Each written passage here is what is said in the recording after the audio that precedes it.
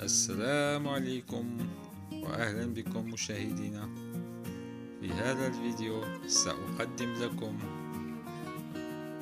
كيف تحول صورتك إلى صورة كرتونية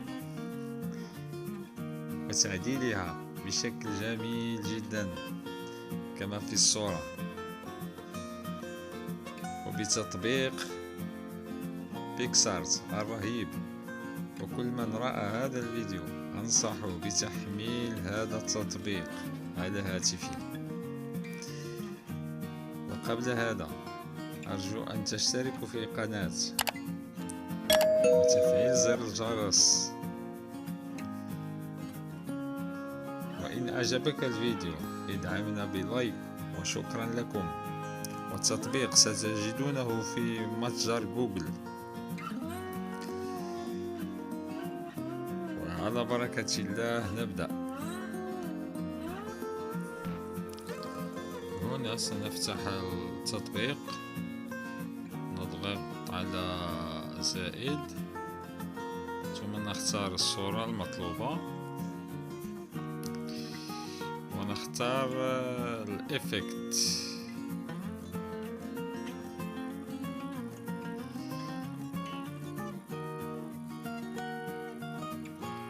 نختار هذا الإفكت ارتستيك،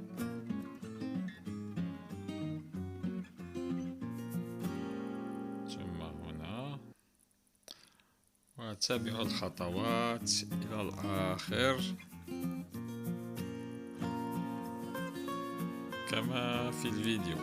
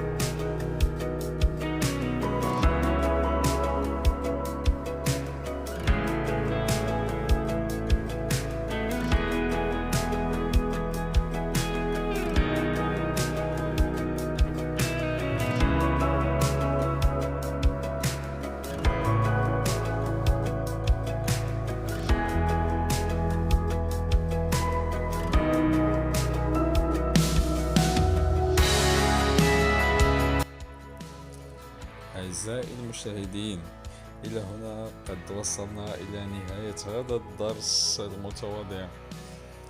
أما عن الورق الذي استعمل في الخدعة فستجدونه في الوصف أسفل الفيديو. إلى هنا أستودعكم الله والسلام عليكم، ولا تنسوا دعمنا باللايك والاشتراك في القناة، ومرحبا بآرائكم وتعليقاتكم، والسلام عليكم.